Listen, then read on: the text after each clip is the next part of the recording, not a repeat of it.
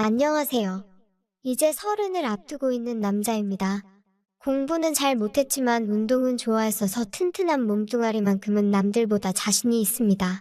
좋은 대학도 못 가고 좋은 회사에 취직은 못했지만 그래도 몸쓰는 일은 자신이 있어서 20대 초반부터 여기저기 택배 상하차장이나 공사판 등 힘써야 하는 곳에서 열심히 일하면서 꾸준히 모아왔기 때문에 아직 직장이 없어도 여유가 있는 상황이에요. 힘쓰는 일이 아무리 튼튼한 저였어도 몸은 많이 힘들었었지만 그래도 보수가 다른 일들에 비해 훨씬 좋은 편이라서 계속해서 몸쓰는 일만 해왔습니다. 그러다가 언젠가 독서실 총무를 하던 친구가 있었는데 어쩌다가 친구가 고시에 합격을 하게 되면서 당초 예정된 기간보다 일찍 총무 자리를 그만두었어야 했나봐요. 그래서 저한테 부탁을 해오더라고요. 자기가 나가게 되면서 자리를 채워주고 싶은데 제 생각이 나서 한번 물어봤다고요. 보수는 얼마 되지 않았지만 당시에 저도 다른 일은 어떤가 하는 궁금증이 있었기도 하고 그 기간도 워낙 짧아서 제가 한번 해보겠다고 했어요. 돈은 확실히 얼마 벌리지 않았지만 또 그때 나름 몸이 편한 일에 대해서 장점을 느끼게 되었습니다. 돈은 좀 적더라도 비는 시간에 쉬기만 하는 게 아니라 밖에도 나가고 여자들도 만나고 하니까 그런 부분이 너무 좋았어요. 하지만 배운 게 배운 건지라 계속 몸쓰는 일을 하게 되더라고요. 거기에 요즘은 일할 사람이 부족하다고 일자리가 구하기 쉬웠지만 작년만 해도 자영업 하는 사람들이 참 힘들었던 시기라서 인건비를 아낀다고 웬만한 일들은 사장님들이 사람 쓰지 않고 직접 몸으로 때우는 바람에 편한 일자리를 구하기가 참 힘들었어요. 그래서 그때쯤에는 저도 계속 인력사무소에 나가고는 했습니다. 실장님하고 엄청 오랜 관계라서 실장님이 이따금씩 들어오는 보수가 괜찮거나 조금 편한 일들을 저한테 돌려주고는 했는데 그날도 실장님이 다른 사람들 다 새벽 일찍부터 차 태워 보내면서도 저보고는 오늘은 한번 대기해보라고 하더라고요. 그때는 돈이 좀 필요한 일이 있어서 일이 급했는데 아침 9시가 넘어서도록 대기를 하고 있으니 살짝 짜증이 나더라고요. 그랬더니 실장님이 저를 보고 씩 웃으면서 후회 안 하게 해줄 테니까 자기 믿고 기다리라고 하더군요. 이어서 하는 말이 이 여사님이 가끔씩 젊고 덩치 좋은 남자들을 찾는데 이렇게 한번 소개시켜주면 그 일하러 찾아갔던 사람들이 정말 한동안은 사무실에 코빼기도 안 비친다고 하면서 좋은 기회가 될 수도 있고 인력 사무소 나오는 것보다 편한 일일 수 있으니 한번 해보라고 하시더라고요. 의심이 가기도 했지만 그래도 실장님이 그렇다는 데다가 이미 기다린 시간이 몇 시간인데 안 할 이유가 있나요? 그래서 계속 기다렸습니다. 믿는 거 말고는 딱히 할 수 있는 것도 없고 편한 일이라면 저도 싫지만은 않은 상황이었으니까요. 그래도 다행스럽게도 거기서 1시간쯤 더 기다리니 사무실 문이 열리고 누군가가 들어왔어요. 체구는 조금 작지만 기품이 있어 보인다고 해야 하나 아니면 조금 포스가 있다고 해야 하나 아무튼 조금 돈 좀 있어 보이는 사모님 한 분이 문을 열고 들어오더라고요. 너무 과한 게 아닌가 싶을 정도로 하얗게 분칠을 했고 실내인데도 빨간색 테두리에 선글라스를 쓰고 있는 모습이 조금 우스꽝스러워 보이기도 했지만 걸치고 있는 옷이며 가방만 봐도 이 아줌마가 돈 꽤나 많은 사람이라는 느낌이 확 들었습니다. 다짜고짜 저를 손가락으로 가리키더니 실장님한테 이 사람이냐고 물어보더라고요. 실장이 고개를 끄덕이니 제 쪽으로 성큼성큼 걸어 나와서는 대뜸 저에게 일어나 보라고 하더라고요. 제가 몸이 좋다고 한들 보디빌더 같은 사람은 아닌데 제가 키도 185로 엄청 큰 편이고 허우대만큼은 정말 자신이 있었거든요. 조금 이 아줌마의 태도가 언짢긴 했지만 그래도 돈 준다는데 그런 걸 따질 필요가 없으니 자리에서 벌떡 일어났습니다. 제가 일어나니까 이 사모님은 체구가 작아서 제 어깨에도 겨우 닿을랑 말랑하는 체구였는데 제가 일어난 걸 보더니 제 팔뚝 한번 만져보고 옆구리 한번 찔러보고는 만족한 듯한 미소를 보이더니 저보고 따라 나오라고 하더라고요. 가면서 실장한테는 소개료라고 봉투 하나를 주고 갔고요. 다른 말도 없이 사무소 밖을 나갔는데 체구는 작았지만 이 사모님의 포스가 장난이 아니었습니다. 초면에 저한테 반말을 찍찍하는 것은 조금 무례하다고 생각하기는 했는데 행동 하나하나에 확신이 있어 보이고 뭐랄까 거역하기 힘든 그런 게 있었습니다. 짙은 화장만큼 향수 냄새도 강렬했어요. 그런데 가까이서 보니 나이대를 가늠할 수 없을 정도로 피부는 고운 편이었고 그 나이 때 아줌마 치고는 관리도 제법 하고 있는지 군살 하나 느껴지지 않았습니다. 사무실 주차장에는 인력 사무소에 어울리지 않게 물때 하나 묻지 않은 삐까번쩍이는 외제차가 한 대 주차되어 있더라고요. 제가 차에는 딱히 관심이 없었는데도 제가 봤을 때 저 차가 바로 1억이 넘는다는 그런 차구나 싶었어요. 나중에 알고 보니 2억 정도 하는 차더라고요. 사모님은 저 차가 자기 차라며 따라와서 타라고 말을 했습니다. 운전석으로 타길래 내가 조수석에 앉아야 하나 뒷자리에 앉아야 하나 고민하고 있는데 사모님이 안 타고 뭐 하냐고 하면서 조수석 창문을 내리길래 에라 모르겠다 하고 조수석에 앉았어요. 차 안에 타자마자 사모님의 몸에서 나는 것은 비교도 안 될 정도로 진동하던 향수 냄새가 아직도 기억에 남네요. 사모님은 별다른 설명도 없이 차를 달려서 어디론가 향하더라고요. 한 30분 정도 차를 타고 이동을 하고 있었나 대뜸 사모님이 옆에 있는 제 팔과 허벅지를 한 번씩 만지더니 운동을 좀 했냐고 물어보더라고요. 운동을 따로 한 건 아닌데 몸 쓰는 일을 많이 해서 근육이 저절로 붙은 편이다 설명했더니 사모님이 흡족하다는 말투로 쓸만하네 하고 말을 하더라고요. 방금같이 조금 껄끄러운 터치가 있는 상황에서 사모님이 말도 없이 어디론가 향하고 있는데 제 머릿속에 제가 무슨 일을 하러 가는 건지 오만 가지 생각이 오고 가고 있었습니다. 혹시 힘써야 한다는 그 일이 사모님의 외로움을 달래주기 위해서 필요한 건가? 뭐 그런 생각도 했어요. 그런데 또 생각을 해보니 이 정도 되는 사모님이 굳이 인력사무소까지 찾아와서 남자를 데려가나 그런 거 안 해도 충분히 구할 수 있지 않나 하는 생각도 들고 이상한 상상을 했다가 다시 현실로 돌아왔다가 오락가락했습니다. 한참을 달려 차가 도착한 곳은 어느 한적한 주택가였습니다. 사모님이 사는 곳이라고 하기에는 조금 타고 다니는 자동차에 비해 별 볼 일 없는 동네가 아닌가 하는 생각이 들었어요. 거기에 주변에는 주택뿐만 아니라 원룸식의 건물도 몇 채 보였거든요. 사모님이 저를 데려간 곳은 그 중에 하나였던 원룸식 건물이었습니다. 사모님은 그 건물 1층에 있는 빈 방으로 저를 안내해줬어요. 그제서야 사모님은 제가 무슨 일을 하게 될지 설명을 해주더군요. 사모님은 그런 원룸 건물을 몇 채 가지고 있는 부동산 임대업자였어요. 남편 되는 분이 돌아가시면서 받은 돈으로 이런 동네에 있는 주택 몇 개를 매입해서 원룸으로 중축을 해 사업을 확장하고 있었나 봅니다. 저는 차를 타고 와서 몰랐지만 이 주변으로 지하철역이 도보로 10분 거리인지라 장사가 제법 잘 된다고 했어요. 다만 사모님이 여자 혼자 몸이라서 그동안 여자 세입자들만 받아왔다고 하더라고요. 그동안 그렇게 큰 문제는 없었는데 요즘 흉흉한 뉴스도 많고 주택가라 골목이 많아서 그런지 세입자들이 불안해하기 시작했다는 겁니다. 그래서 사모님은 1층에 있는 방 한 개를 비워놓고 거기에서 저를 약간 상주하는 경비원 느낌으로 쓰겠다고 하는 거였어요.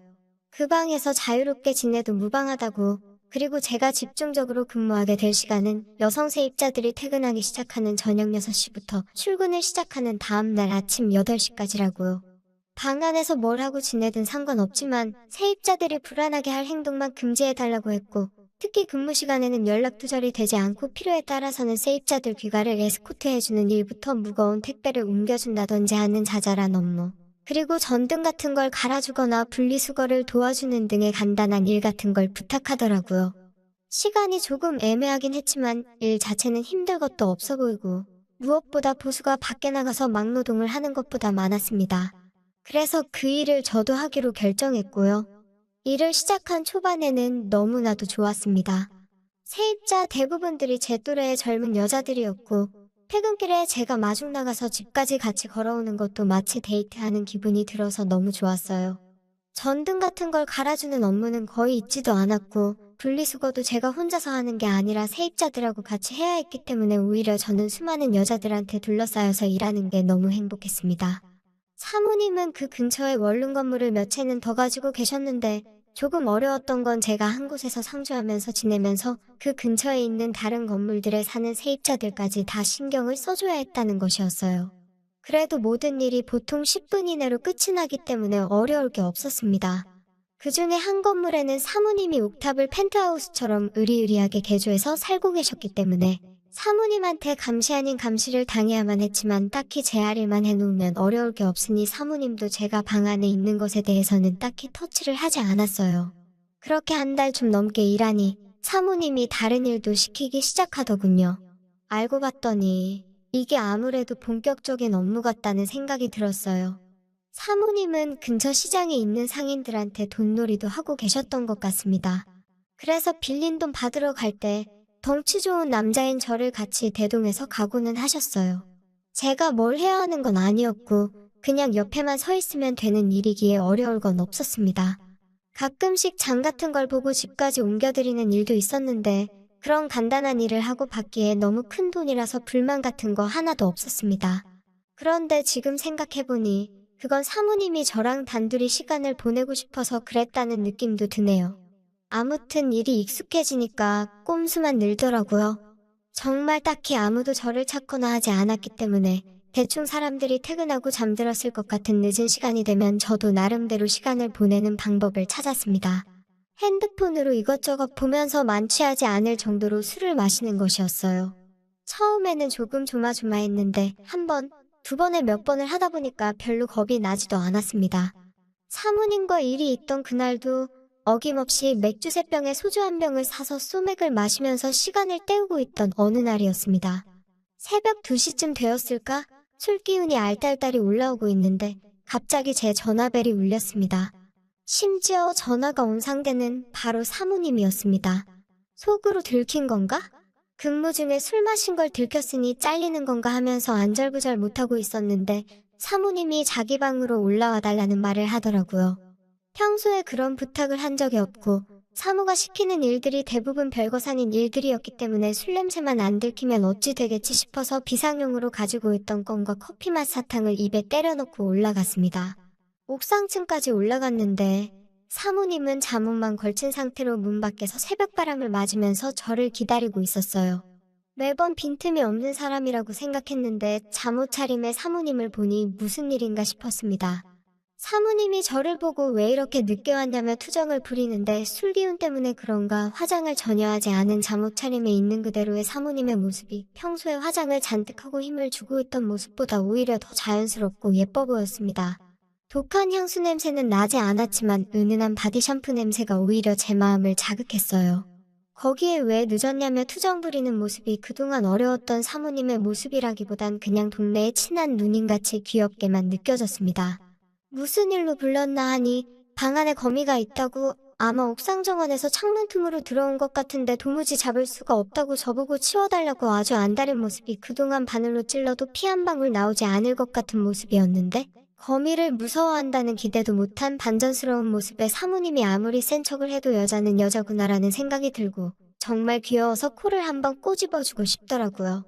빗자루로 거미집을 툭툭 건드려서 바닥으로 떨어진 거미를 휴지에 싸서 옥상 너머로 휙 던져버렸습니다.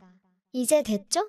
라고 말하고 내려가려고 하는데 사모님이 제 주변에서 킁킁거리더니 저보고 술 마셨냐고 물어보더라고요. 속으로 좋은 시절 다 갔네 이러고 죄송하다고 사죄를 하려는데 사모님이 젊은 사람이 그럴 수도 있지 이러면서 용서를 해주시는 게 아니겠어요?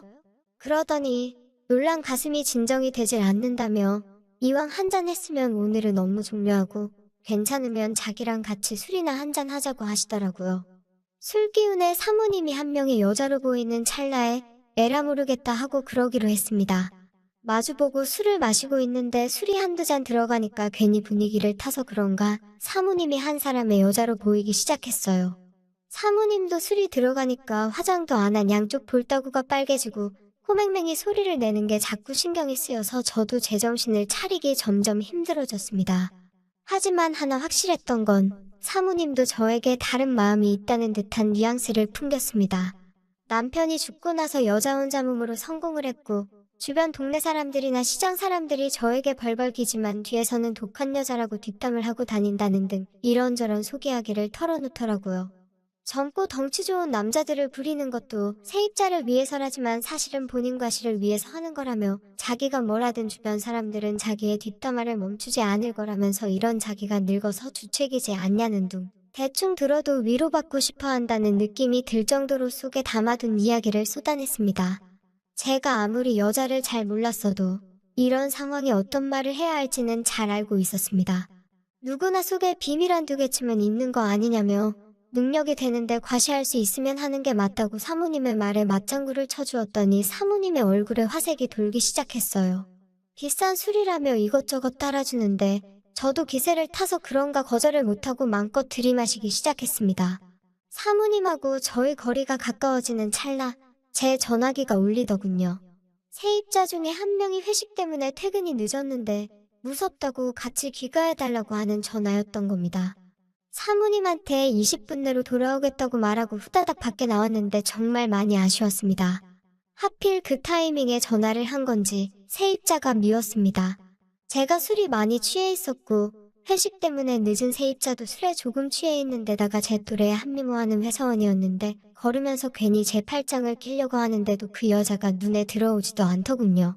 아무래도 저도 사모님한테 마음이 있었던 것 같습니다.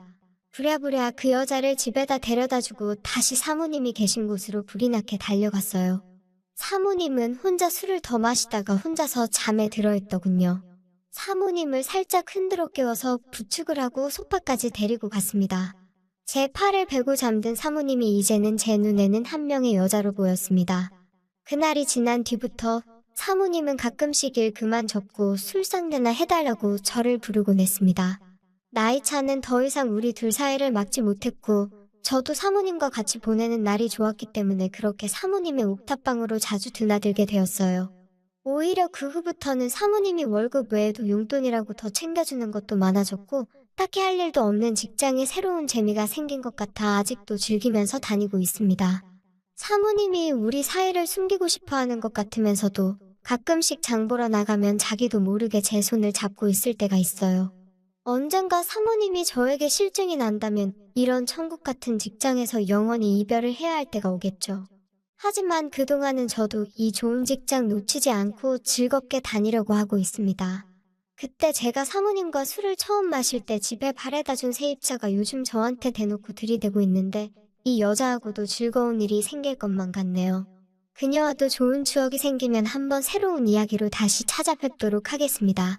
들어주셔서 감사합니다.